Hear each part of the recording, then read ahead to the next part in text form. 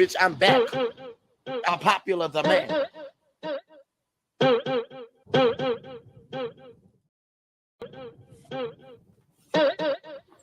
Bitch, I'm back. I'm popular the man. Answer. Because you are that, you are capable. You are gifted and you are so unique. All of the things that you may hate about yourself are your strengths. It's okay to be soft. It's okay to be opinionated. It's okay to be different.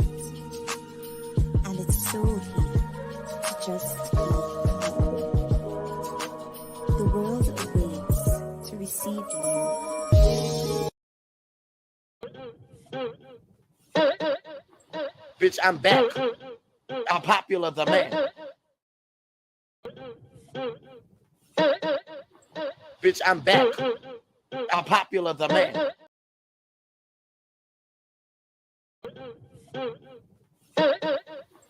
Bitch, I'm back. Whoa. I'm popular the man. Guess who's back? Like I always say, like a Chucky dog. Guess who's back? Welcome to Uncensored Enlightenment Talk. Yes, and you're here for another trending topic with your host, GraceLevi. And I got an amazing lineup for you guys today. We're going to have a two-part series. So I think probably the first hour, we're going to be streaming live on YouTube. And then we're going to take about a 20-minute intermission and get ready for the Rumble content only. I want to say shout out to Rumble because y'all just allow me to be free and just talk about the stuff I want to. I just got to remind myself because I get so excited. I'm so excited. But anyway, before we go to that portion of today's live, we're going to actually start with celebrity updates. There's so many things going on. Okay? But before we get to celebrities, I want to talk about something very important to me and this channel. This topic was one of the videos that actually went viral a couple of years ago that I did on Miss Kenneka Jenkins. Okay, if you see in the thumbnail, we have a picture of Miss Kenneka Jenkins. That is the young lady who expired allegedly in a refrigerator at a hotel. So what we're going to do is just give you a brief review of that and then give you a quick case update because I'm excited about this. I'm excited about the update on Kenneka case as well as the benefit it's going to have for her family. Okay. Let's get to it. I don't know why I'm so excited. I think this is going to be a great live. That's why. All right. Let's go. Hours of new video. Also breaking tonight, hours of new video are released revealing more about a woman found dead in a hotel freezer. CBS 2's Audrina Bigas joins us now. So you poured through this video. What is it showing us? 36 hours of video, and this was just released to us a few hours ago. This video shows Kenneka Jenkins walking into the kitchen, but we never see her entering the freezer. And tonight, that is why her family is not satisfied with the theory that she walked into the freezer on her own. Surveillance video shows Kenneka Jenkins walking with friends at the Crowne Plaza Hotel early Saturday morning. We see her a few hours later by herself. At one point, she stumbles out of an elevator. Later, she repeatedly hits the wall walking down this hallway. Another camera catches her running into a stairwell and then catching her fall. Video time codes appear to show Kenneka roaming the hotel for over an hour. She's trying to find her way, and no one from Crowne Plaza Hotel responds to her. Around 3:30 a.m., Kenneka enters a lower-level kitchen in the hotel. She walks out of frame, but then she's captured walking here on another camera. But we still don't see her entering the freezer. I want to see her literally actually walking into this freezer and closing herself within this freezer. I want all of the recordings, all of the communications, all of the reports, the statements that were taken. I want to know the individuals that were there. Tonight, Rosemont police say 31 people were at the party with Kenneka inside the hotel room, booked with a fraudulent credit card. Police say they're still trying to identify and find 15 of the partygoers. Meanwhile, autopsy and toxicology results have yet to be released. Why is Kenneka dead? That's where we need to be. We will get to the bottom of it. We will only go to where the facts lead us. That's right. Kenneka's family attorneys say they will be conducting their own independent investigation. They're also considering a second autopsy. Rob and Erica, that's because there's still a lot of unanswered questions tonight. You know, it's curious because we heard that the authorities were going to show the family the 36 hours of surveillance tape, but clearly they haven't seen it yet. Yeah, at about 3 o'clock this afternoon, they said they had not seen that video, and they've been requesting it for about 48 hours. All right, so look, I just want to just put this frame shot of Kenneka Jenkins. So this was a flashback, and this was related to the Rosemont Hotel. So I would assume that the lawsuit actually names them as well. Now, I kind of gave y'all a heads up. This is a case update. Miss Kenneka Jenkins family was granted $6.4 million in settlement over her death in the Chicago hotel freezer. So let's pull that up because I definitely want to celebrate that. I know money is not everything. It cannot replace this woman losing her daughter, but we will celebrate this win for her because she never received justice. In this particular situation, they told you it was 31 people involved, not involved, but actually could bear witness to what happened to her where she was at. You also saw the young lady literally walk around the hotel where you had security watching the camera, and allegedly no one knows what happened to her. So now this is a case update. One day ago, Chicago CBS, the family of the 19-year-old Kenneka Jenkins will get more than $6.4 million in damage as part of the wrongful death settlement after when she got locked into a freezer in 2017, allegedly. Jenkins was found inside the walk-in freezer at Crown Plaza Chicago O'Hare Hotel in Rosemont earlier on in September 2017, after she went to the complex late on September 8th for a private party in the room. Now, we talked about this particular subject. It really hit me because back in the day, I used to go to hotel parties. Now, all hotel parties ain't all about, people going there, we used to get and just chill, drink a little bit, talk a little bit, have some fun, especially with people who really like couldn't do none of that in their area. So back in the day, that's what we used to do in the 90s. And you see how it turned up. So they had a lot of individuals there. And as I mentioned, nobody was able to pinpoint what happened to her. Nobody went to retrieve her in a timely manner, allegedly. So right now, what it is that let's continue. The settlement agreed was reached in August, according to the court records, but terms of the deal were made not public until Tuesday when the case had been scheduled to go to trial. They was like, you got to do something now. The settlement totals $10 million, with more than $3.5 million going to the family attorney and more than $6 million going towards the funeral cost. $6 million? $6,000? Okay, $6,000 going towards the funeral cost and $6.4 million to be spent between Kenneka's mother and other two relatives, which I believe is her sister and nephews. Jenkins' mother, Teresa Martin, will get more than $3.7 million, while two other relatives will be given $1.5 million and $1.2 million. The two sides originally had sought to keep the terms of the settlement sealed, but the judge denied the request. Thank you to the judge. And that's what I was questioning. Why did Ms. Jenkins want to keep it sealed? So that's something we're going to go into, because y'all know that's something that I like to do here on Uncensored Enlightenment Talk about trials, go into it, kind of get the perspective. And we're going to go into the YSL trial as well, because I've been watching it. We're not going to go into detail today, but we're going to touch the topic. But back to the Kenneka Jenkins case, I want to say shout out to her family. I was following Miss Martin for a while, just following her Facebook page, seeing how she was doing. And, basically, she was a mother who was in an urbanized area, subjected to poverty. And all I can say is that I empathize with her. Okay. So with that goes to say, we're going to do an update because we're going to go into kind of why her mother would want to keep this basically settlement under wraps, because there have been a lot of talk, how the YouTube street goes, about different people being involved. So we kind of want to touch that. Okay.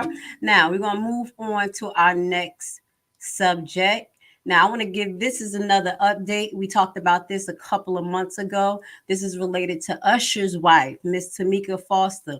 Now, we did a little special, actually, we didn't do a special. We actually did a kind of a segment related to Lake Lanier. If y'all don't know what Lake Lanier is a great lake in Georgia, located in Gainesville, Georgia. And it's a significant story behind Lake Lanier. Okay, so Tameka Foster Raymond is behind a petition to drain Lake Lanier. Okay, the problematic Georgia landmarks where her son died. So if you do a little bit research on Lake Lanier, you will find a lot of stories of people drowning, people just being given stories about them feeling like they was pulled under the water, freak accidents, and this includes her son, who was from what I remember, ran over by a ski boat. It was just totally a freak accident. Now, the original, if y'all don't know, I'm just going to touch bases on it. This particular town was a town that was subjected to discrimination. At that particular time, allegedly someone was accused of R-ing someone, another nation. We're not going to get into it today. You know, I talked about that. And basically there were riots and there were things that went on. And that was part of some of the situations that went on in America against Black people who had actual areas that were starting to build up revenue, prominency as well, because it wasn't just Rosewood and other places. This particular place as well in Georgia, Gainesville, Georgia, was doing well at that particular time. So that happened. A lot of people was ran out the town. There were people who were still there. So allegedly it was a cover-up to kind of just get these people out of this area. Do you know about intimate domain? Intimate domain doesn't mean you don't get paid, but you don't get paid is the value of the home. So many people did not want to leave that particular area in Gainesville. And allegedly that area was flooded to make the what we know now as Lake Lanier. So that lake was created. I think a dam was broken, and that's how it happened. Now, since then, all of these years, there has been numerous, at least 20 to 30 stories a year of someone drowning in this particular lake. So I just want to give you a little background. If you didn't know about Lake Lanier, I found out I had to do a little research because I like water. So I was out here in Georgia talking to one of my buddies, nursing buddies, like, I need to go to the beach or something. What's going on? Because you know I'm from Jersey. We got dirty water, but at least we got the ocean. We got something out there. But anyway, she told me about it. I did some research and I was like, hell no, to the no. Y'all know I got that voice. Hell no, I ain't going there. To the no. And that's the same thing that Usher wife said right now. Hell no. Excuse my language. I will not stand and watch more people die on this lake. So let's get to this article just a little bit. I get into it. Okay. Usher ex-wife Tameka Foster Raymond has started a petition on change.org. Now, this was a while ago. We talked about this petition calling for the draining of Lake Lanier in Metro Atlanta. This is where Raymond's 11-year-old son, Kel Glover, with Raymond Glover, the founder of Bounce TV, passed. So it was two of them. I didn't even know that. Okay. So after the personal watercraft struck the boy and he floated in an inner tube onto the lake, at the time of the publishing, Raymond had collected over $1,400 and $500 out of 15,000 gold. Okay. So she's almost there. As a grieving mother who tragically lost my son Kel for far too soon, I am determined to make a difference. This is why I signed the petition to clean and restore Lake Lanier, reads the petition. Now, when she talks about clean, as I told you, there were buildings, there were homes there were trees, okay? So there are allegedly trees, homes, and everything still under there, and a lot of debris. And allegedly, they're saying that this is the debris that's causing people to, be captured. But other people saying that it's souls, okay? They talk about a lady walking on the bridge and everything. I said, I ain't going to be working out here too long. Y'all play too much. So this is the update. Shout out to Usher's ex-wife, Miss Tameka Foster, and this is her lovely son, Kel. May God rest his soul. But I did want to give y'all a heads up. So I'm going to leave this link under the video for you guys so y'all can get her to that 500. Why not? Why can't we just get it to 500? Let Georgia spend some of that, all that money that allegedly they got from all these studios in Atlanta to clean that up, block that up, and give some of them people back their money who lost their homes, because eminent domain did not restore what was stolen from the black people. Y'all know I'm gonna talk my stuff. So let's just get into this short celebrity situation. That's another thing that I want to get into. So we got a few things. We got a few cases that I'm going to focus into when I do focus topic. And another topic that we're going to focus into is Jonathan Major trial.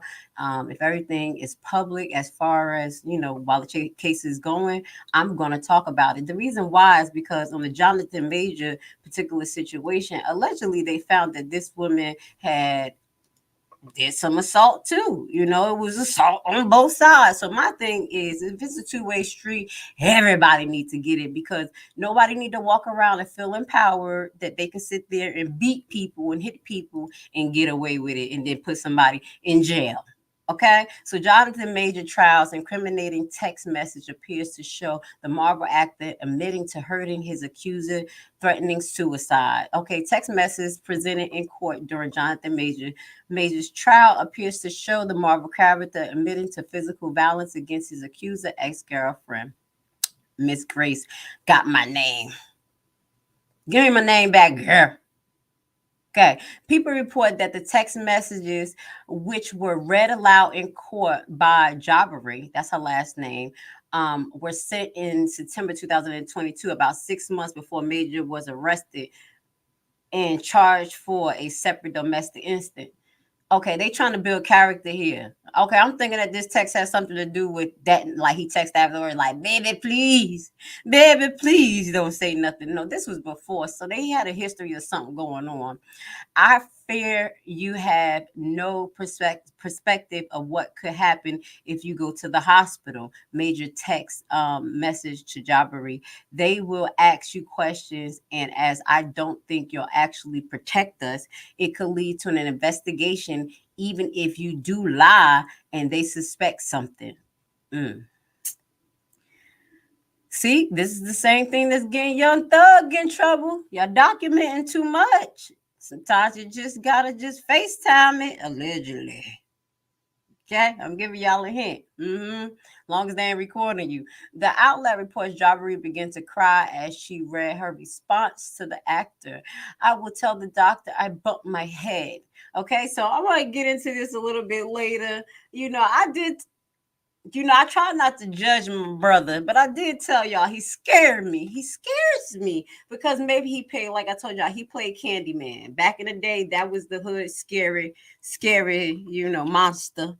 Candyman, and also Homie the Clown. Not Homie, y'all know Homie the Clown used to come around kidnap kids. Y'all remember that?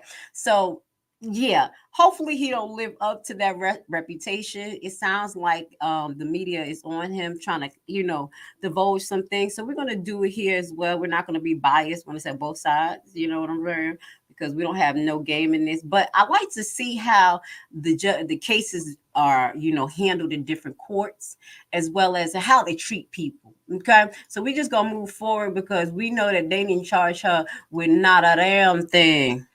And allegedly, they got proof that she was violent too. Now, continuing on to our celebrity news, we have an update. Now, this right here, I saw this clip actually a few hours ago, brought to you by Night and Day Network. So we are going to show that. Shout out to them. And this is Megan Thee Stallion responding to reports that Kelsey shot her, according to Tory Lanez bodyguard. Okay. So with this goes to say, we're going to get into the article too, but I want to say, I told you so.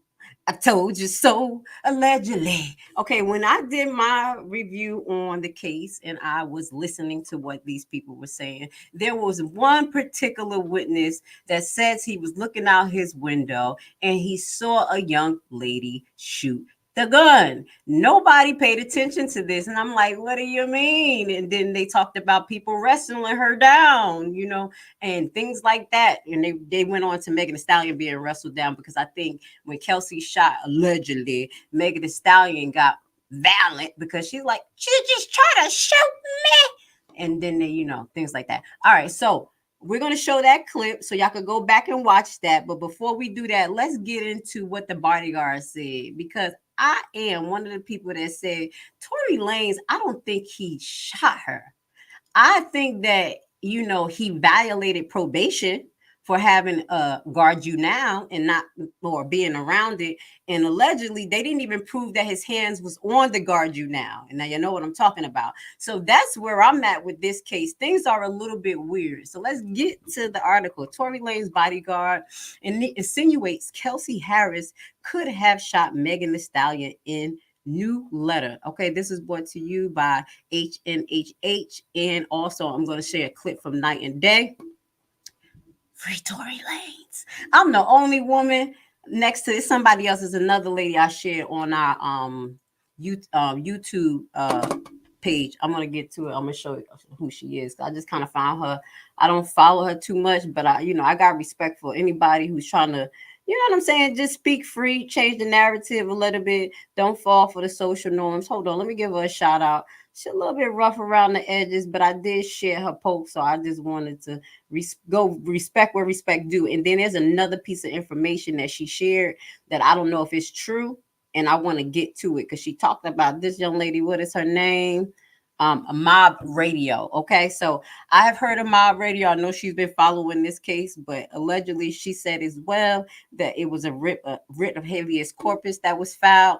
So another type of appeal, and we're going to talk about that if it's true, because I didn't get the paperwork. But before we get to that, let's get to Tory Lanez. Okay, driver and bodyguard. I told you I was one person missing. Didn't we say that? It was one person missing. I said, where is the bodyguard? Where is the other person that was in the car? And allegedly, from what he was saying, is that they kind of like pushed him out of testifying. Tory Lanez driver and bodyguard Shaquan Smith recently submitted a new letter in the case of Megan Thee Stallion's shooting. According to him, he wanted to testify during the Tory Lanez trial, but was prevented from doing so by the district attorney. He identifies Lanez as his former employer and as well as a close personal friend. In his letter, Smith claims that he was acting as a driver for Lanez, Megan Thee Stallion, and Kelsey on the evening of Kylie Jenner's infamous 2020 party. He recalls Meg and Lanez getting into an argument in the car, which ultimately led to her to get out and sit near a bus stop. He said that Lanez got out of the vehicle to talk to her, and eventually they both got back in the car. Okay, so allegedly this is, DJ Academic, shout out to you. Hold on, let's see. Can y'all see this? So let's go to DJ Academic post. So this is a post of the transcript. Appellate court, it says Tory bodyguards, Megan Thee Stallion got shot. So this is his actual submission. So let's get to that submission. Shout out to DJ Academic for posting this. We're going to get to that. From there, Smith claims that their argument reinitiated, this time prompting some questions from Harris. According to him, Lanez then informed her that he and Meg were an item. This is why I think Tory didn't want to tell on Kelsey, because he felt bad. He felt bad. He know he was messing with both of them. Okay, so we're going to get to Meg Thee Stallion response, but listen to this. According to him, Lanez then informed her that he and Meg were an item, which upset her due to their relationship. Allegedly, Harris and Meg then began to fight, both verbally and physically. This prompted Smith to stop the car and break things up. Isn't this what I said? Oh my God. At this point, he claims to have allegedly seen a gun in Harris' hand. He says that Lanez ran towards Harris and struggled to get the weapon from her. A shot was then fired, though he did not see who pulled the trigger, The whole incident happened so quickly, he said. Within just a couple of minutes, he claimed to feel lucky to have not been injured and add that, in his opinion, Meg was fortunate too. What do you think of the new letter from Tory Lanez, former bodyguard? Okay. Oh my God. I'm going to upload my response to YouTube about that because I did not actually upload that to YouTube, but it is on BitChute and Rumble. You see what I'm saying? This is exactly how I said the fight went down. Okay. So this is a post from DJ Academic. He's on, I guess he's Team Tory. I'm Team Truth. So DJ Academic Tony posted 8 hours ago, Tory bodyguard, the night Meg got shot, finally submit a letter in his appeal because the appeal is allegedly the habeas corpus, okay? Habeas corpus. And that has to do with a constitutional issue error. And basically here, habeas corpus deals with letting go of the body. He said, let me go, okay? So here is the document. We're going to get into that in future broadcasts, but I want you to know things are getting a little bit of spicy over here. And I love to tell people, I told you so. I told you so. I told you so. Yes, I'm so sorry because I like to go against the narrative. I like to go against, what just people go and say. I mean, if the truth is the truth, I'm going to run with it. But if the truth is not the truth, then we're going to have to stop. So here we go. It's Meg response. This is brought to you by Night and Day Network. Shout out to Night and Day. Let's see what she has to say. Oh, you want to talk about shot in the foot, getting shot in the pinky toe. Y'all know Harlem Nights. I'm an 80s baby. I'm trying to move on from being shot the best I can. I still wake up in the middle of the night crying. People, especially people that I used to be cool with, they know how bad social media affect me.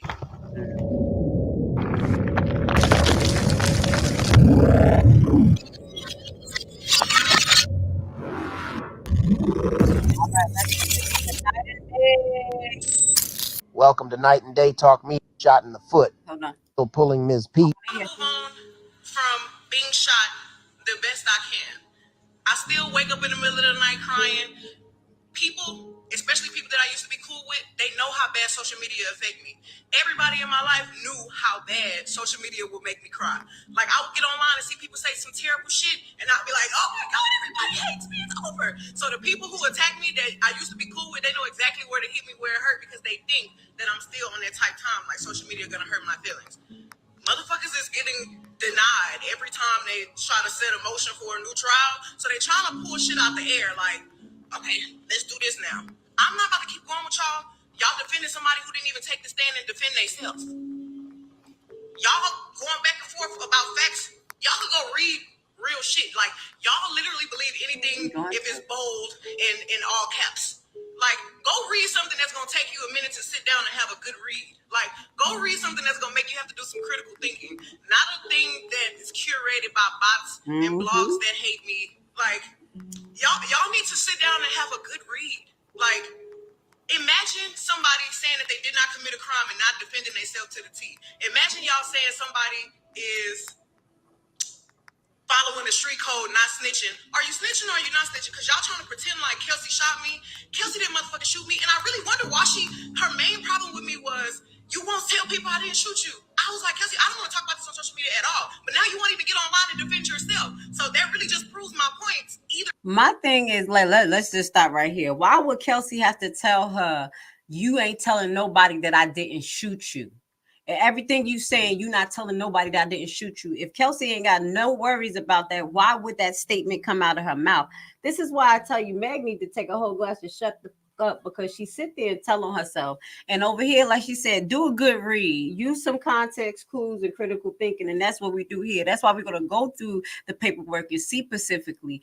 And to say that, Tory didn't defend himself, you can't say that somebody else did something in the court of law unless they're under investigation and they're being indicted as well at the same time.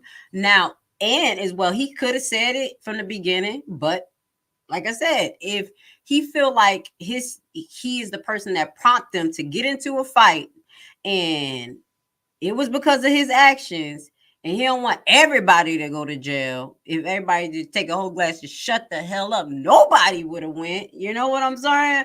This is what I think Tory Lanez was trying to actually do. And I do believe the story of, him trying to fight the actual gun out of her hand. So we're going to go back over that in future broadcasts and do a flashback on my commentary about Tory Lanez and Meg Thee Stallion situation. Okay. So as far as the habeas corpus is that you have the body. In the U.S. system, the federal court can use what is called a writ of habeas corpus to determine if the state detained a prisoner is valid. A writ of habeas corpus is used to bring prisoners or other detainees before the court to determine if persons in prison or detainee is lawful. The habeas petition proceeds a civil action against the state agent who holds defendant in custody. It can also be examined as extradition process used in amount of bail and jurisdiction proceedings and things like that. So this is what a habeas corpus is basically him saying that something unconstitutional or administrative has happened that wasn't correct. Now, if that administrative action is a deliberate withholding of witnesses, then we may have something to keep following. Does that make sense? That's why I went into what's a habeas corpus. So keep talking, Meg Thee Stallion, because there's some black people or regular people too, just not gonna go in to do the research. But if you didn't know, GraceLevi, I love to do the research and I love law and I love to talk, and we just gonna be here. So we're gonna follow up on that case as well. So we have the Tory Lanez case that we're gonna follow up on his habeas corpus, the Kenneka Jenkins, just to go into seeing what's going on with her mama. Because that's a little suspect. I want it all out, baby. If you got my daughter, I want everything out. I want people to stop coming to your hotel, everything. So we're going to look into those two particular cases and Jonathan Major just to see what's going on how he might be going to jail or getting probation. I'm sorry. It look like Jonathan Major about to get railroaded. Now, if we're talking about a railroad ride, let's talk about YSL. You want to talk about long trials, and I'm so glad that I could actually bring this news to you because I was trying to keep up with that damn trial. It was so much going on, and it was so long. So now I have time. I think I'm on day 3, and I did actually day 7 and 8 trial. And I got good notes on I ain't got my notes with me, but I could kind of talk about it a little bit. But right now we're going to do a YSL short update for those who need to know. Young Thug trial delay after co-defendant stabbed in jail. Okay? Stabbed in jail. I don't think this is good for the case. I don't think this is good for the case because that shows that we got some rivalry. We got some issues. Let me just read this before I get into my opinion and talk a little bit to y'all about the trial, what I know about what's going on. And I don't know how this thing is going to go. I think he may be found guilty. You know how it is, but I ain't going to wish that on nobody, but he got a good lawyer. Let's get to it. Okay. The trial for rapper Young Thug and 5 other people is on pause until early next year after one of the defendants was stabbed in Fulton County Jail. Okay. Now, I know I always stop. What we're going to be doing too in the next couple of within this week and next week on YouTube, we're going to be uploading all of the Fulton County updates that we have been uploaded on BitChut. We're going to do it on Rumble too. I need you guys to know what goes on out here in Atlanta. That's why this last section that we're going to be on YouTube, we're going to get into a little bit of Atlanta news because go down in the A. Okay. The gangs over here.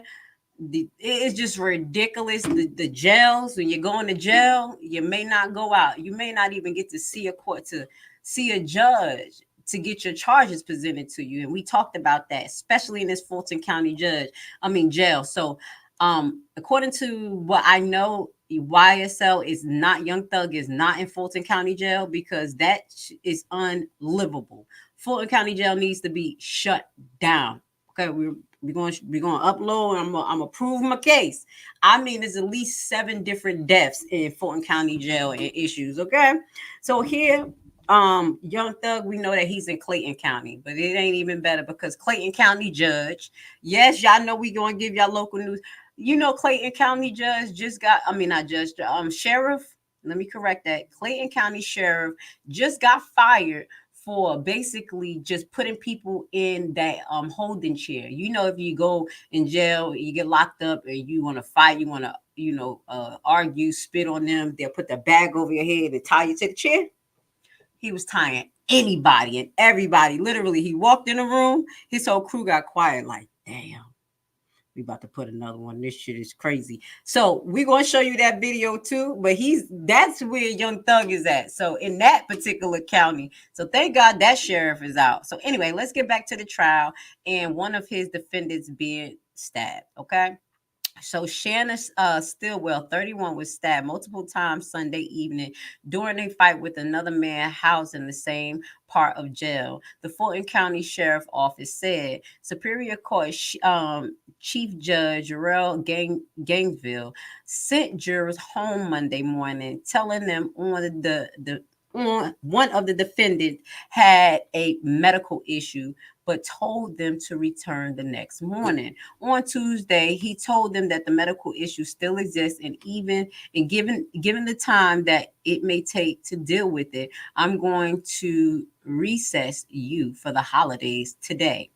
He has previously told the jurors that they will have a break starting at the end of the process of Friday and continue through the new year. Okay, Glenville, that is the judge, told the jurors that they are to return January 2nd at 9 a.m. to insert them not to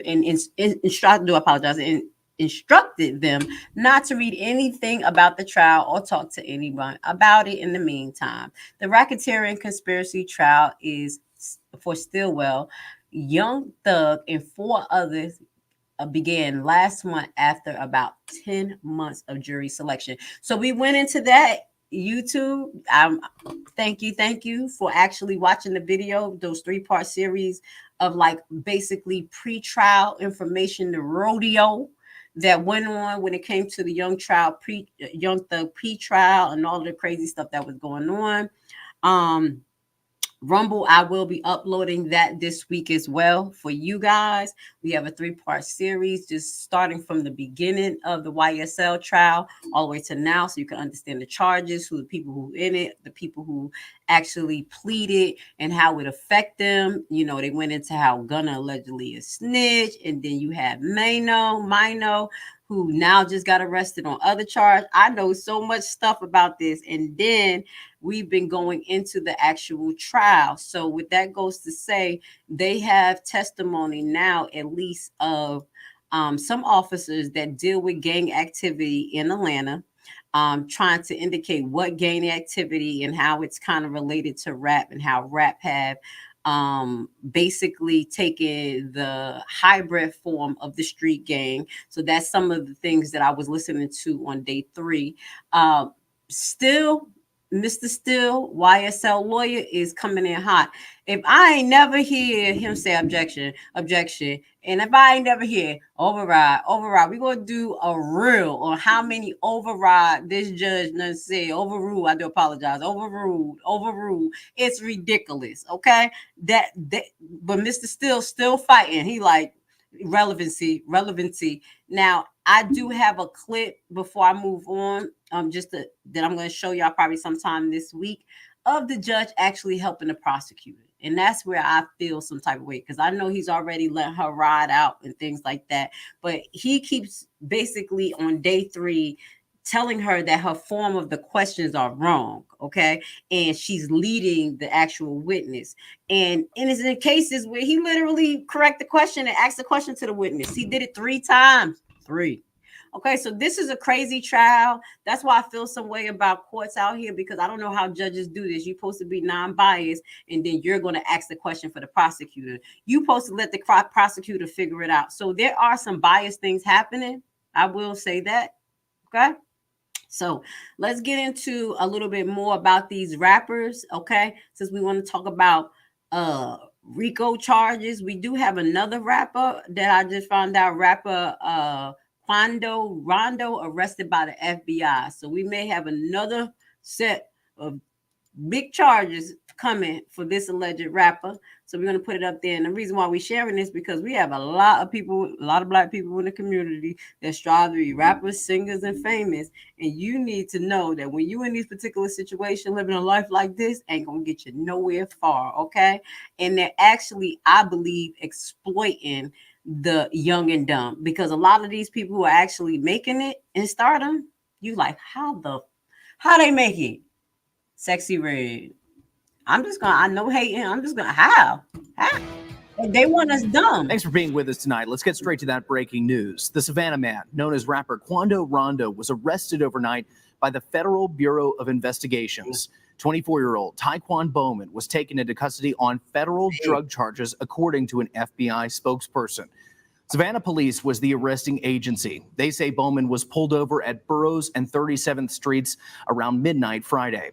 SPD says he was the passenger and the only person in the car taken to jail without incident, according to a department spokesperson. Now, the federal arrest comes nearly 6 months after Bowman and 18 others were indicted on 49 counts of state drug and gang charges. Bowman was accused of violating the Street Gang Terrorism and Prevention Act for playing a role or managing role in the Rolling 60s gang. But his troubles didn't stop there. While out on bond in July, prosecutors say he crashed and rolled his car after an apparent overdose. Judge Tammy Stokes denied the state's motion to revoke his bond, but ordered he could no longer drive. Then in September, prosecutors tried to ban him from Chatham County. They said he was the target of several shootings and that his presence posed a threat to the rest of the county. Again, Judge Stokes sided with the defense and Bowman was able to stay out. Shortly after, I exclusively sat down with his aunt, who told us since being indicted on state charges, Bowman hasn't been the same. To him, it's like depressing and aggravating, but we got faith in the law. We know the law is trying to step in for some reason and trying to wipe him off the map. Now here we are in December, and Bowman is back in custody, this time at a federal facility in Brunswick, according to his spokesperson. The specifics of what he's being charged with on the federal level are unclear beyond just, quote, drug charges. We expect to hear more details on Monday, but until then, you can find all of our coverage of Tyquan Bowman on our website, WJCL.com. All right, we're going to actually follow this story as well. And the reason why we're going to follow is because not saying that he's a big rapper, but I need you guys to start to see the connection of what's actually going on and how they're actually going after freedom of speech in many different forms. And that a lot of us have a lot in common, no matter where you're at in this walk in America. Okay, we just keeping it real. And this is why I love America. I love Rumble. Okay. Particularly with this goes to say, I know they're definitely probably going to pull some of his lyrics in there, but as well as we have the FBI and police that are coming down on particular rappers because of their gang affiliation. Now I'm going to pull this off the screen because I got another thing to show you as far as gang, but I'm going to get a little bit. Oh, I do Little Dirk sued by Little Dirk sued for contract too. We're gonna get into that. But I want to really get a little bit serious because originally urban politics was set up for my brother. Okay. My brother is doing a 20-year bid right now in a Jersey facility. And that is his voice that you will hear on Urban Politics months ago when I used to play him. Right now we're not talking because he's a little crazy, but I love my bro. With that goes to say his whole life was turned around because of gangs, because of gangs. And I know a lot about gangs growing up in Newark, New Jersey, and that being some of the original branches being sprouted out as far as gangs. When I was listening to the YSL trial, I heard them talk about sex, money, murder. And sex, I was like, whoa, because that was something from Newark. I was like, oh, that's from Newark, because there was a group, that was out there, that was under that was one of the sets. And come to find out that also originated in New York as well in 1992. And I was talking about 2003. You see what I'm saying? So this pandemic of gangs in America has like metastasized, and that's the seriousness of this conversation. We're not here just to talk about hip hop and these people going to jail. We're really talking about the effects that this have on the Black community, because we have a lot of people striving to be these stars and celebrities, and they're picking bottom of the barrel people who have not much education, who can be led and manipulated to do anything. When you listen to some of the things that YSL lawyer said, he was like, yeah, he'll do anything to get out of it. He'll even wear dresses. And this was in his opening statement. I was like, wow, he's running this down to the whole. Like, we're going to talk about the opening statements, but what that goes to say, just having foundations of understanding how gangs metastasize a community. And literally, if it wasn't for the community in Newark fighting to stop the gangs, and that was us, we would have been overwhelmed. It was turning into demon time as far as gangs involvement in the community. They were shooting everywhere, shooting anytime. My son literally was asked to be in the gang in 3rd grade just before we moved out here to Atlanta. This was one of the reasons why I moved out of Jersey to come to Georgia, because I thought that I was going to, keep my son out of that limelight, even though I did, because I had a homeschool, I had to put my foot, I had to fight. But what that goes to say, this spread like a pandemic. Okay. So as I say, I got a lot to share as far as understanding the back mechanics of gangs. And it's not only because I grew up, I dated a few back in the day, and it wasn't the easiest, best life. I had to repent for some of the things that I've seen, but I definitely can talk about it from different aspects. And because I like to research law and read case law, and I always been like the hood lawyer, like, I think you better tell your lawyer to do this. That's why we get into these cases. So I want y'all to understand why GraceLevi, is into this type of stuff. So if you are, please hit the like button. We're going to talk about it from a different perspective. Just like Meg Thee Stallion said, use your critical thinking and then read and figure it out. We're not going to go with the status quo. Not at all. So this is the reason Boonk gang changed. Okay. Now this is just a kind of like sum up what we're talking about, the effects of these gangs. And now they're using it in racketeering cases, literally scooping 60 people up. I just put that big number up. I think that's the other racketeering cases they got against the people who attacked Georgia police station. But there's a lot going on out here. But they scooping people up through racketeering. And as you know, if the FBI got their hands on you, you're done. Once they put their hands on you, the cases. I have a brother. He got shot up doing a drug deal. He was in the car and he was serving a dyke. The dyke like, I have somebody else who want to buy something from you. So she get out his car. Somebody come and just shoot up his car. He gets shot up. He drives off. He called his mom. He say, Mom, I'm dying. I just got shot up. I'm sorry. She like, boy, you better call on Jesus. He gets out the car and try to walk to the nearest house to get help, but he couldn't walk. So he fall on his knees and he said, God, forgive the shooter and forgive me for my sins. And he couldn't talk no more. And his spirit left his body and he was pronounced dead on the scene. The police and his mom had to trace his phone to find his body. Now, I was sitting in front of this man with breath inside his body, telling me his story, his testimony, and everything God allowed him to see in the spirit. Like I said, this is life. But this life is temporary. And when we leave this body, it's more life. I have a brother. Thank you. And the last part he said is the most important part. You have to honor yourself, honor your body when you and your soul and your actions, because there's another life after this. People may not believe you. Think you just watch what happened. Yo, we're gonna come back here, had to do this shit again. But anyway, he did drop some knowledge.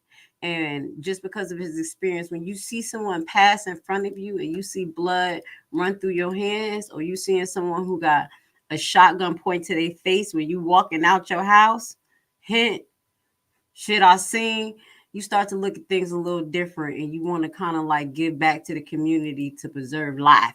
So we're going to get to our next celebrity. Lil Durk sued by Exceed Talent. Hold on. For exceeding, I do apologize. I was supposed to go on a break, but let's go. Lil Durk sued for exceeding talent capacity for allegedly linking a royalty deal with the startup while in exclusive deal with Alamo Records. Okay, so we're going to get to that next. And before we do that, we're just going to give a word from our sponsor, because that's going to lead us into our next Puffy Daddy story. So we're going to hear about that. But before we get there, here's a word from our sponsors.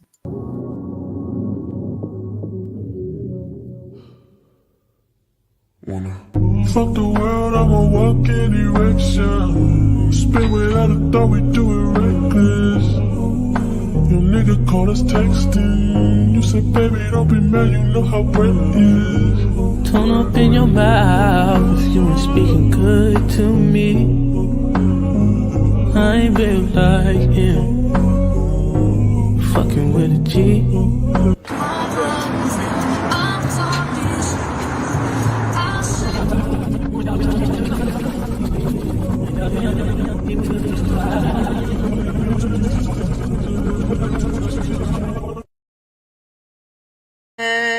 And we are back. Now we want to get into a little bit of contracts. And the reason why we're going to get into contracts is because we're going to bridge over into Puffy Daddy with his crooked ass. Okay. We're going to get into a little bit of updates about Puffy Daddy as well. But right here, this is an update about Lil Durk. And when you don't know how to read, or you think you could just do anything, this is what the hell happened. I ain't saying he don't know how to read, but obviously he ain't make good legal decisions here. Okay, Lil Durk sued by exceeding talent capital for alleged linking royalty deal with startup while in an exclusive deal with Alamo Records. Now, this was something that was similar to what was going on with Puffy, because you remember that the beverage company, the liquor company, didn't want to have nothing to do with him.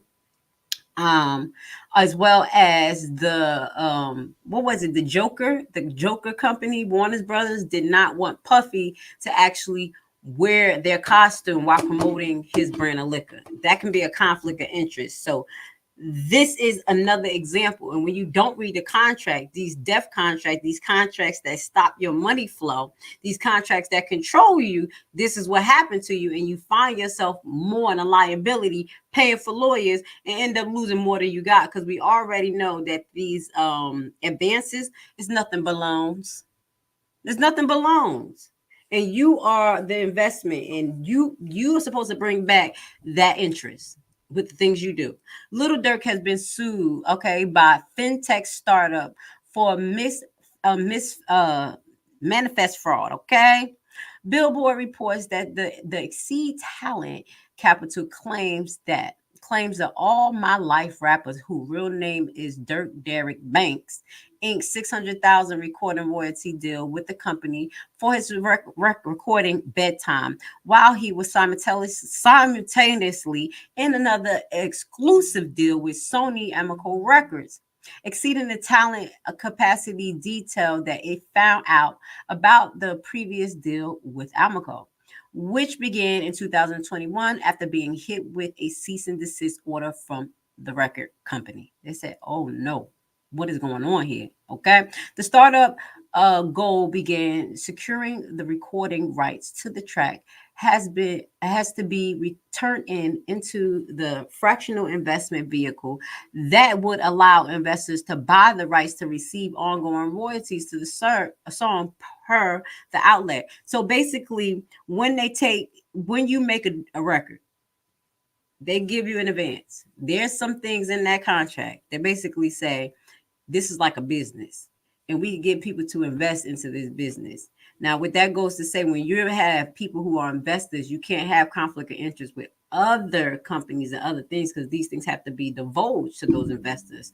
So that's where it creates a liability for one or both of these companies.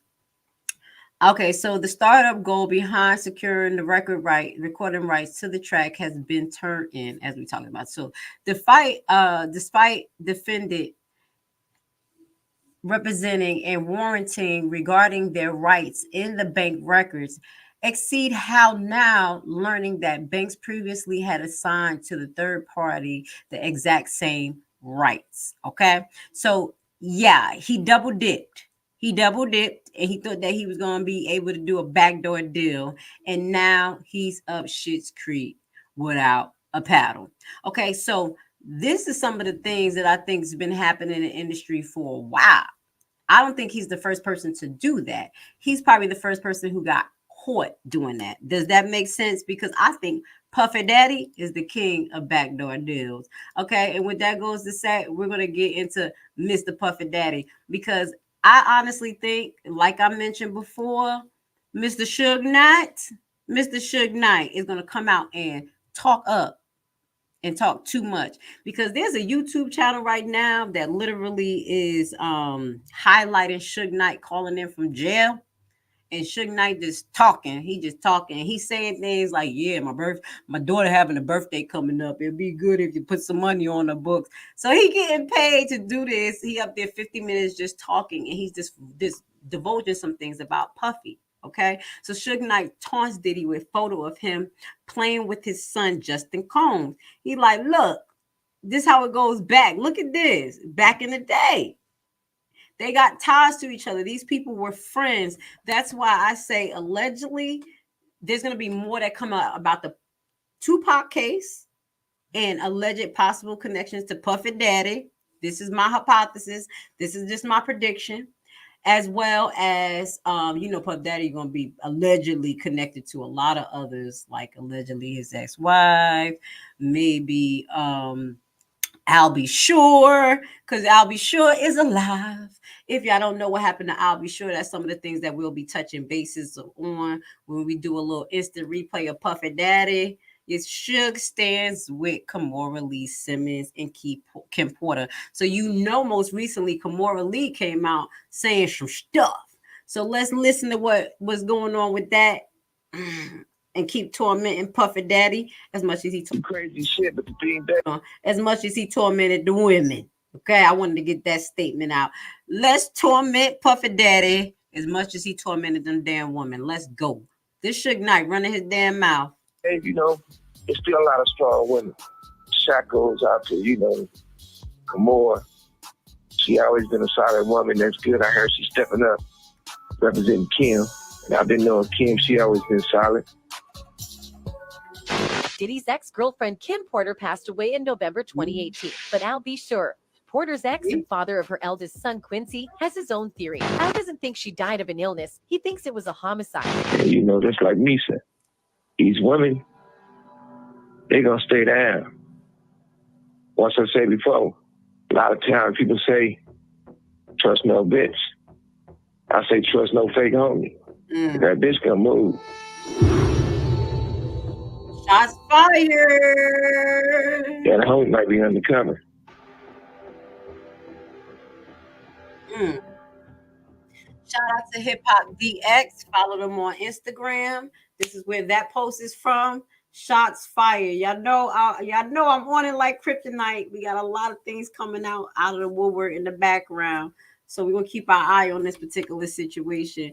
We just gonna get a little word from Puffy Daddy, just one sentence, because this clown. I'm sorry, it is what it is. A fucking clown. That's what he is. Anybody who sit there and beat on women like that and you think you so big and bad, you're a clown.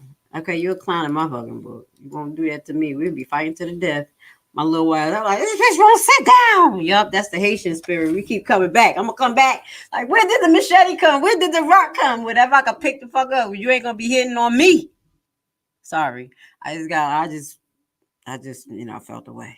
Okay, anyway, so this is a little word for Mr. Puffy Daddy. Nothing too much. We don't want to hear it. We don't even give a damn. But this is what you got to say. Enough is enough, in all caps.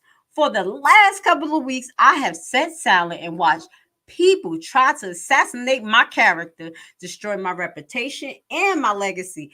Sickening accusations have been made against me by individuals looking for a quick payday, okay? And I'm paying them. He didn't say that, but his ass fucking paying them, okay?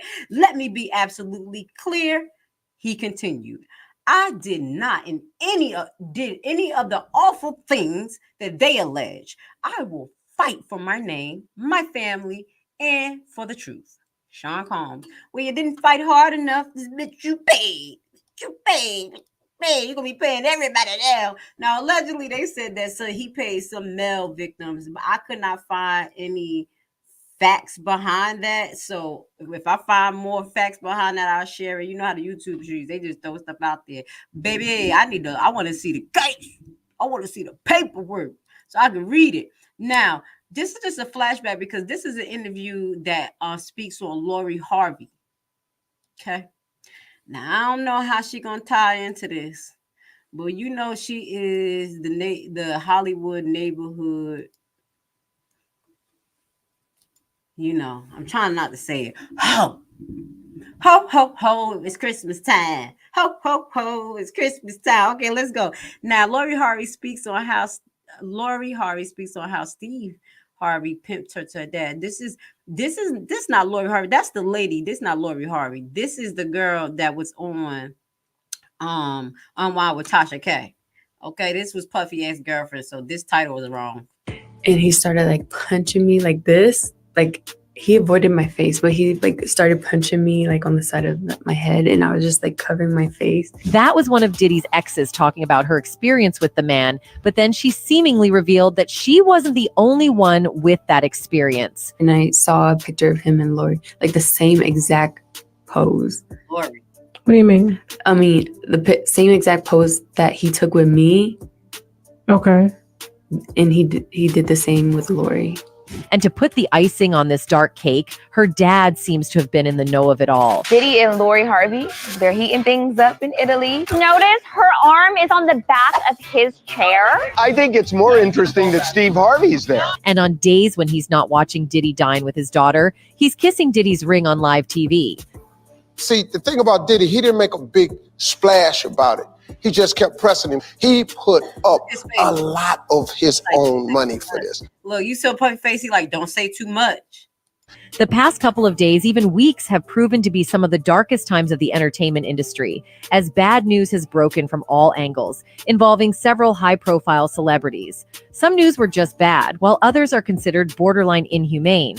However, some celebrities seem to have consistently fallen into the less than human aspect of all this. And the one person that fits into this description is rap executive Sean Diddy Combs. The rapper, who has already been embroiled in several dark headlines, seems to have found himself in yet another pickle with one of his exes. But this is no regular ex. This is the daughter of yet another controversial celebrity, Lori Harvey. And it seems her dad might done some dirty deals in the past with Diddy, which in turn landed her right by the rapper's side. Of course, I know how this whole topic might be difficult for a lot of people to talk about, but did you really think Diddy getting with someone who had just hopped out of a relationship with his own son was normal? I think most people would flag that as pretty weird. Well, thank you. Okay, this is Cover. Oh, Cover. Please follow them. Listen, right there is like the head on the nail.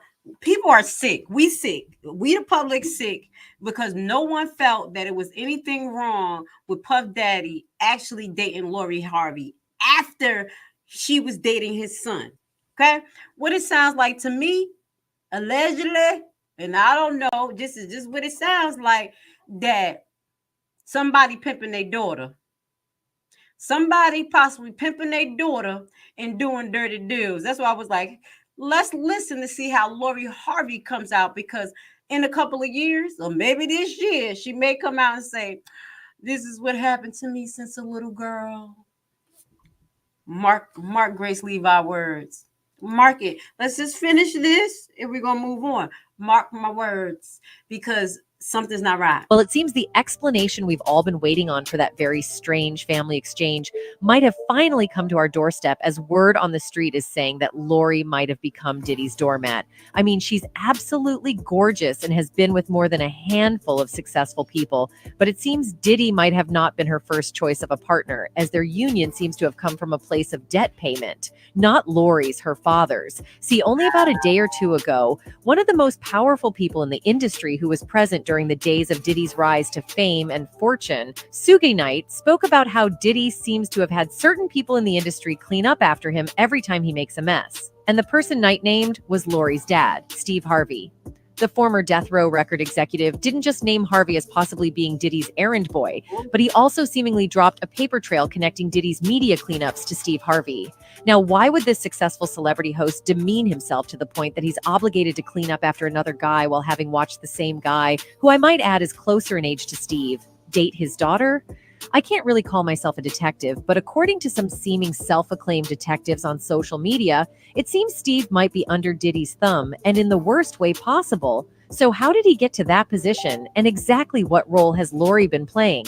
Stay tuned as we dive into the deep end on this one. Like full-blown stories I've heard. I've dated a father and son before. You'll agree with me That's not a story, that's the truth. that Steve Harvey is easily one of the most successful entertainers of all time, right? Well, even if you're in doubt about it, the man has a track record of successful TV shows and comedy tours. And don't even get me started on his book sales. The point is that Harvey is a force like none the industry has seen in years, and that should be enough to exempt him from having to kiss the ring of other entertainers.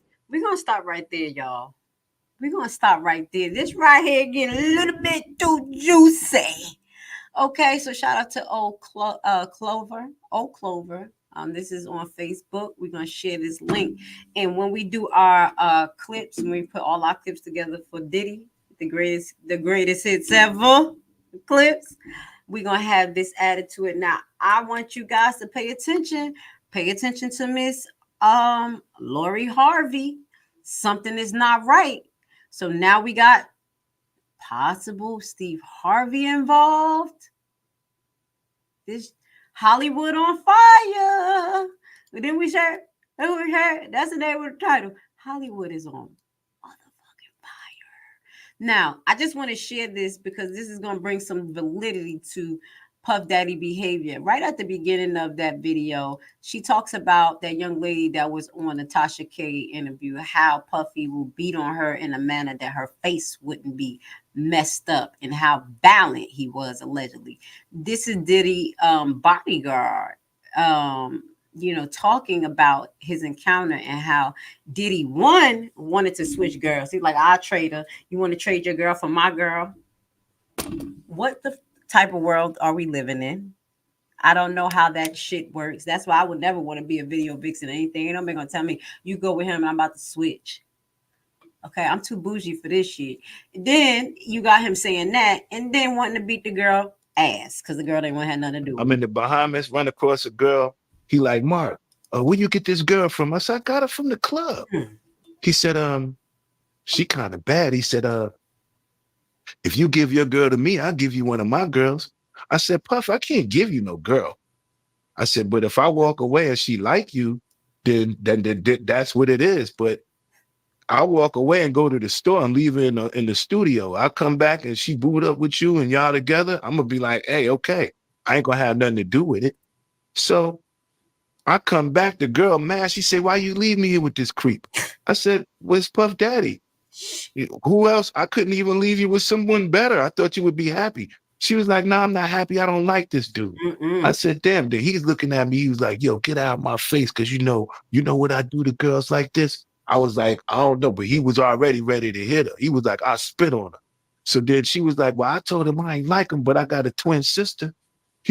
I'm in the Bahamas, run across a girl. First and foremost, I don't even know why you sacrificed your twin sister to that devil, but did you hear it? This is a live encounter of Puff Daddy behavior towards women and how violent he can allegedly get when someone don't want his funny looking ass. Okay, so I just wanted to share that clip that's going to go with the greatest hits ever, Puffy greatest hits ever. Now, I told y'all my algorithm is the shit. It is the shit. Now, I told y'all, look out for Mary J. Blige. Now, I thought in my head that some of the stuff that came out allegedly via Jaguar Wright related to Mary J. Blige, that Mary J. Blige, what will come out about her, hold up, wait, what will come out about Mary J. Blige would be more on the victim side. Okay, that's what I was thinking. I was like, watch Mary J. Blige gonna come out, talk about what happened to her. You know, because they used to be my girl. Let's listen what has come out about Mary J. Blige. Look at this. Is this called grooming? Can females groom?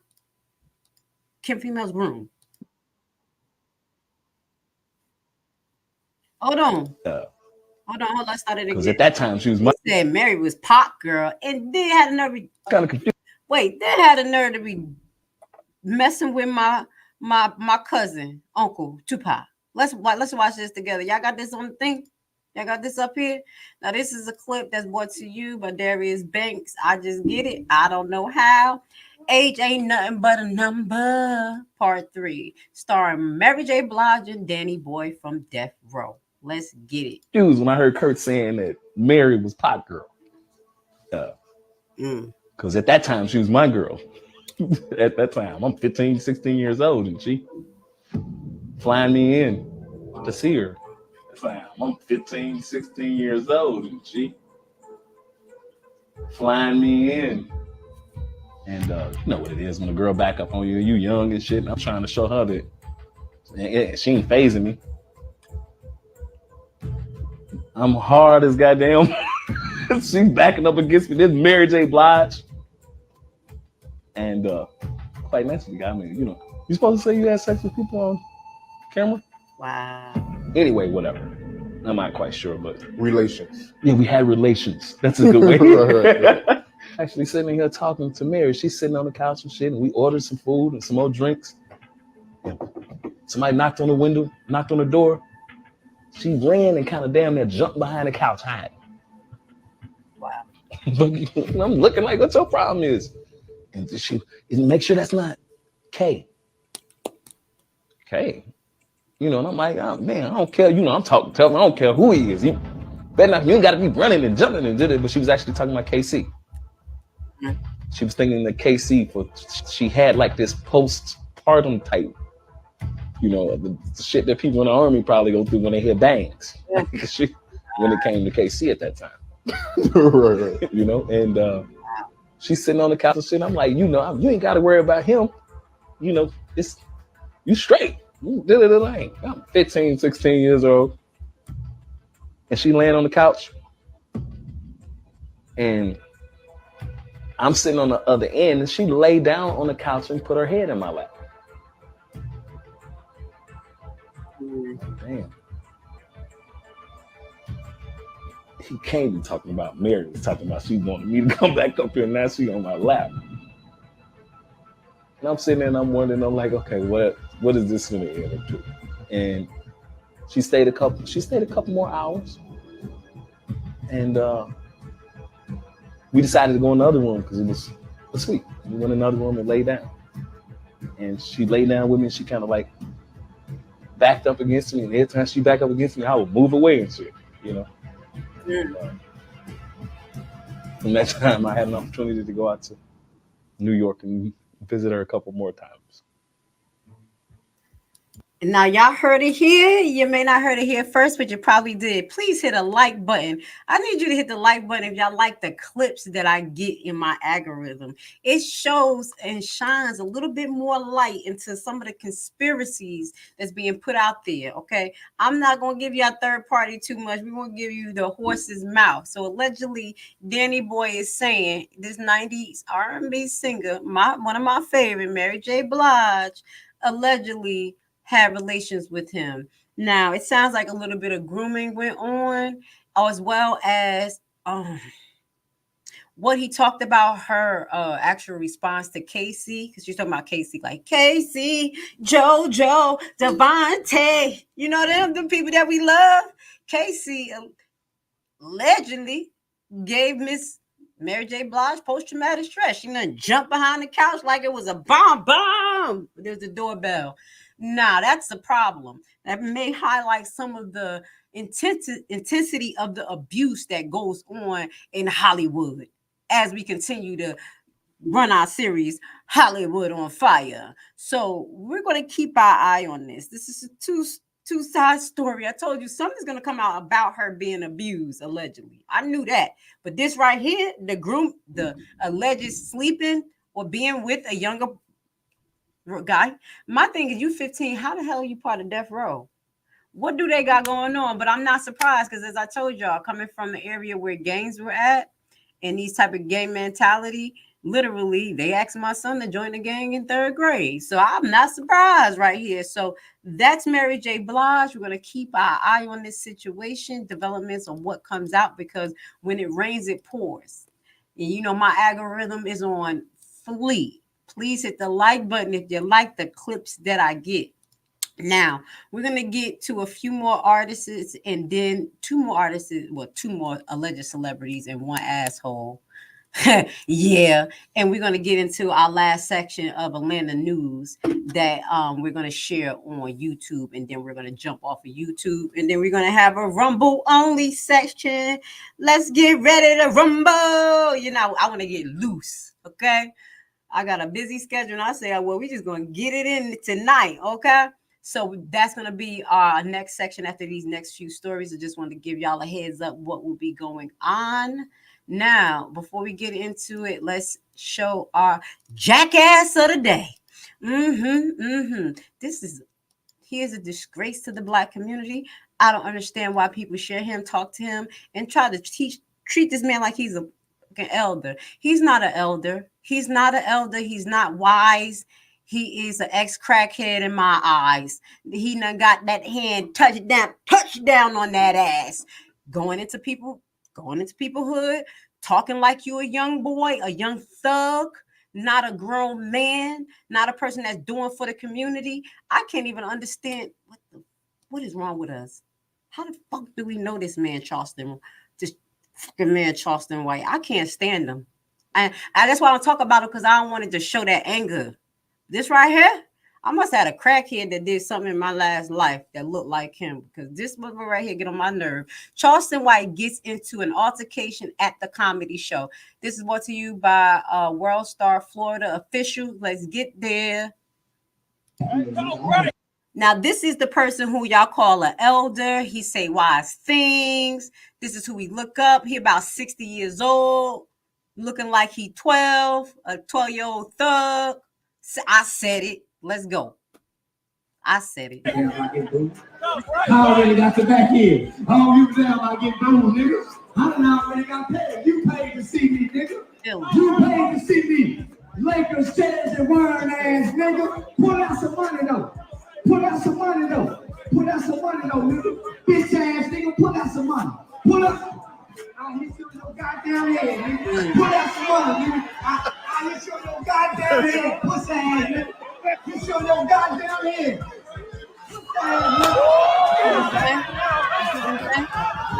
So we look up to. Yeah.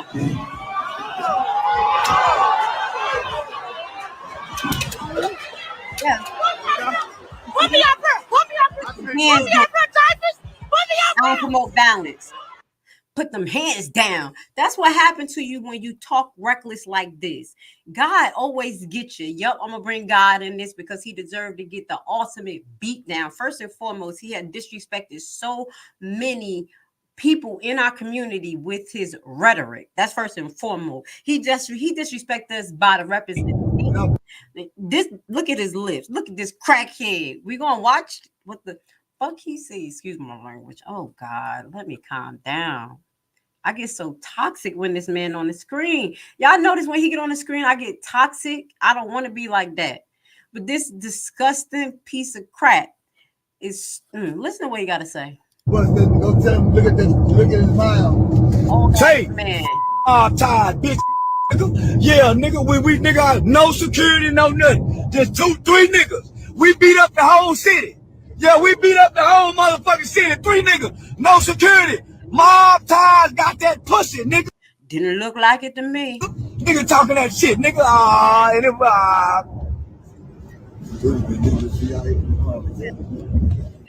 This who we look up to? This who we look up to? This crackhead, cross-eyed ass. You put this type of money into his hand for him to represent us in the Black community the way he do. He literally got mad because people wasn't laughing at him because he's not funny.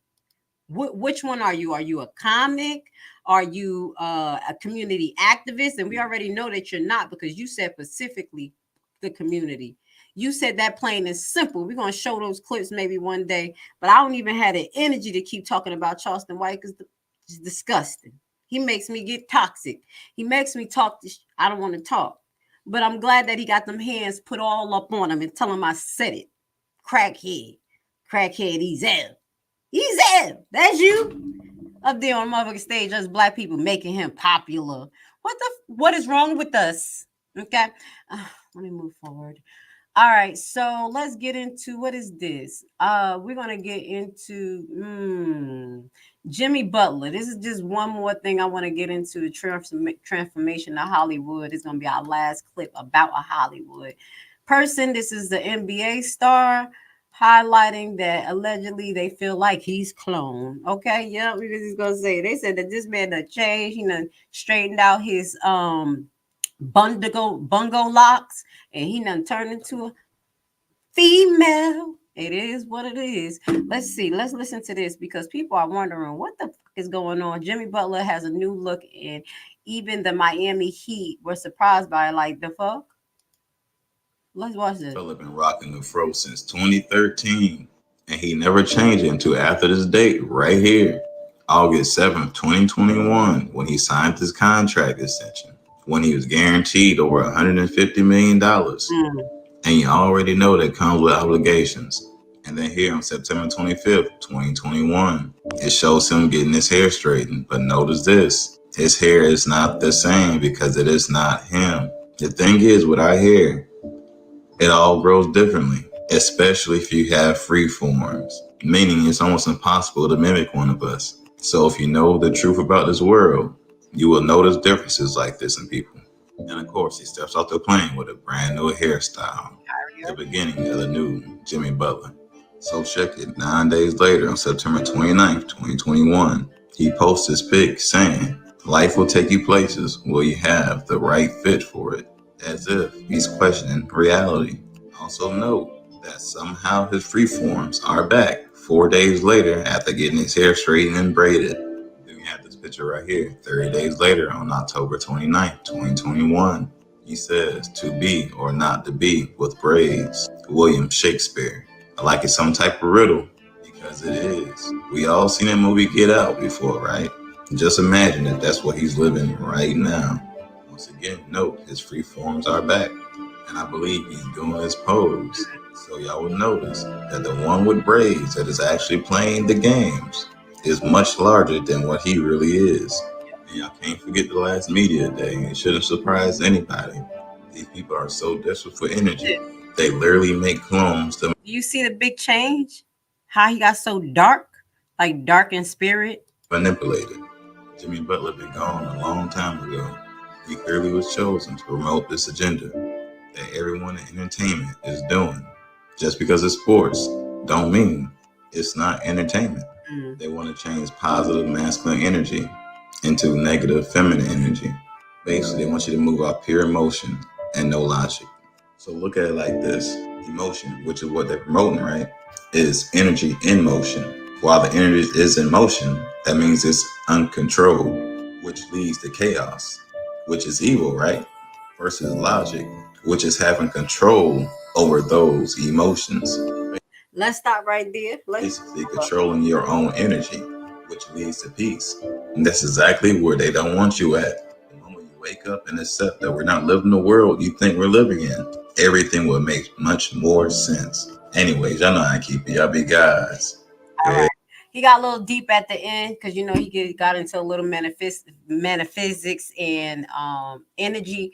But with that goes to say, this is what allegedly is going on in our industry with our celebrities, and they are on fire, burning in hell.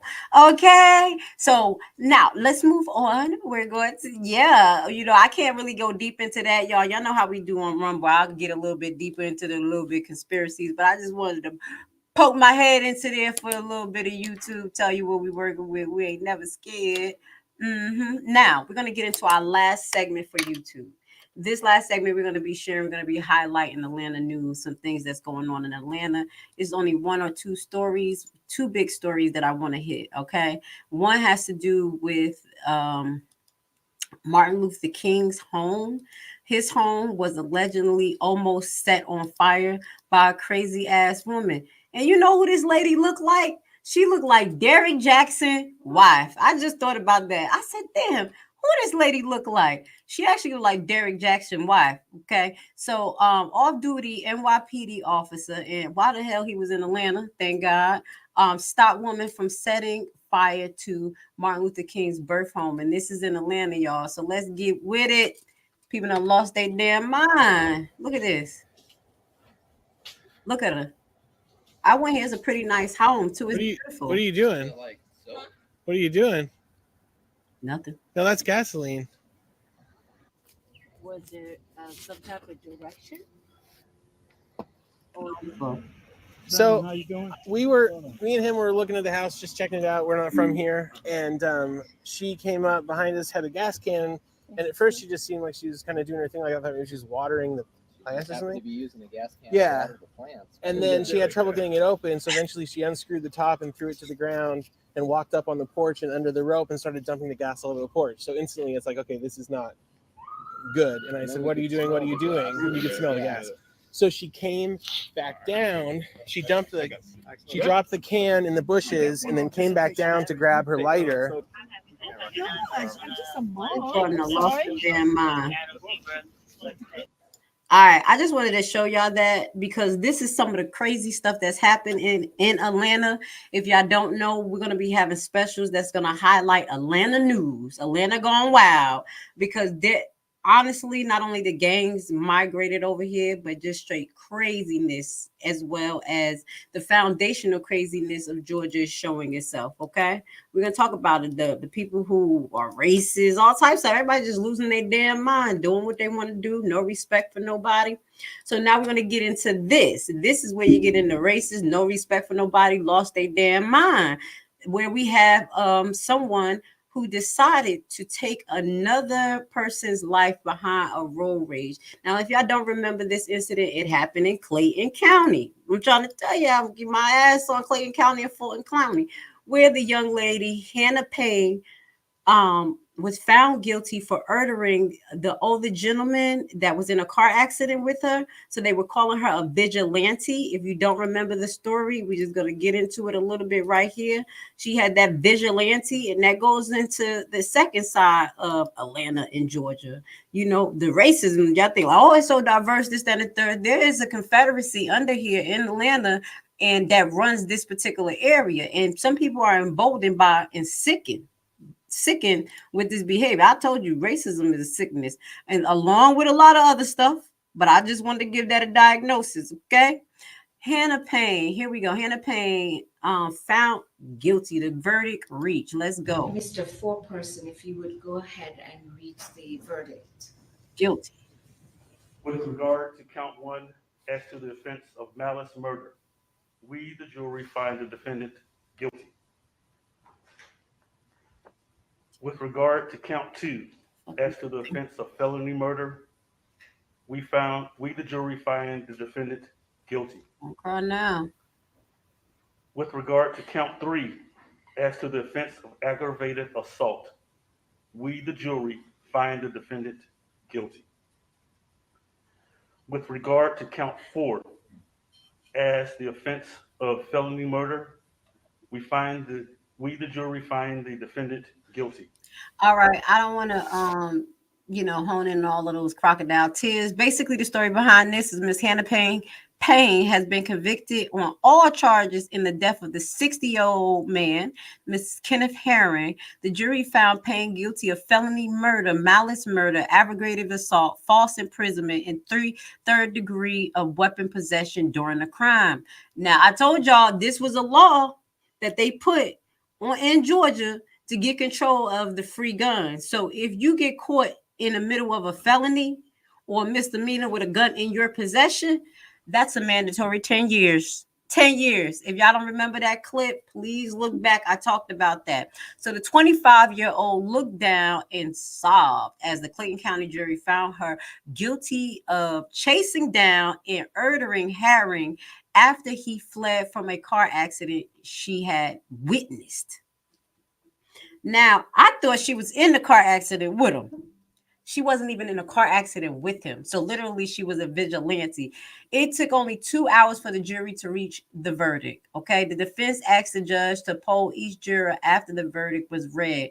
Now, that poll is used to basically teach lawyers how to choose juror, what was their mindset and things like that. Okay. So Kenneth Herring family reacts to the guilty verdict, and Hannah's Payne's murder trial. So you know they're going to have a civil lawsuit that followed. Payne followed 62-year-old Kenneth Herring after she witnessed him hit another car and drive off in 2019.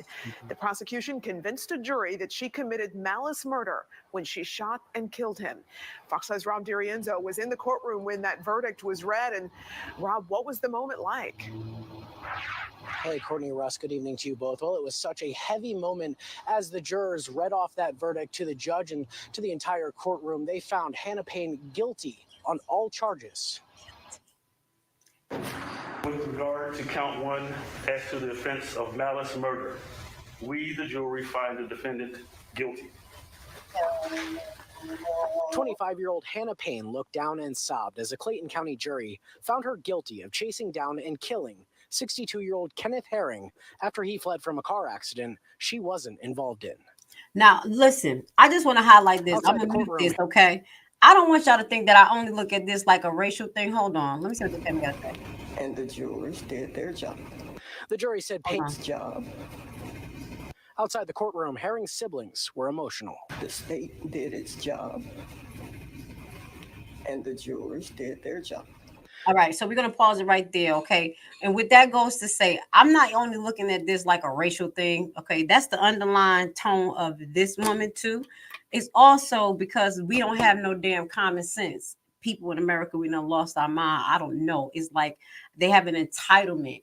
Out here in Georgia, the next issue is that we have people who drive reckless. If you ever came to Atlanta, Georgia, we have 5 lanes on one highway. 5 lanes, and they like, like, you know, and literally you have people who are jumping in front of people, stopping, slowing down. It's very dangerous. And that incites road rage on top of people being able to open carry. And this is what actually heightened and fueled this particular situation. We as individuals have to pump our mother brakes, okay? It's not just about her. It's not just about her color. It's about our behavior. This was not supposed to happen, okay? And I believe that she got the right verdict, because if she did not get that verdict, that would empower more crazy ass people in Atlanta to drive around with their head cut off for no damn reason and try to run you off the road, then pull a gun and shoot you and say self-defense, because you know this is a self-defense state. Okay, so with that goes to say, this is where we're going to end our first half of the broadcast that we have on YouTube. YouTube, I love you. I want to say thank you so much. I pray that I could get pushed through the algorithm. We kind of going to stay focused on the YSL case, court cases, things like that, things that particularly, you know, how I say, celebrity driven, because I think that's what YouTube like. And we're going to hit you with some real Black community updates. But if you want to see the real and some documentaries that I have put together related to some of the things that I talk about and showing you the proof, please join us on Rumble. Okay, I want to say I love you so much, YouTube, but right now we gotta go.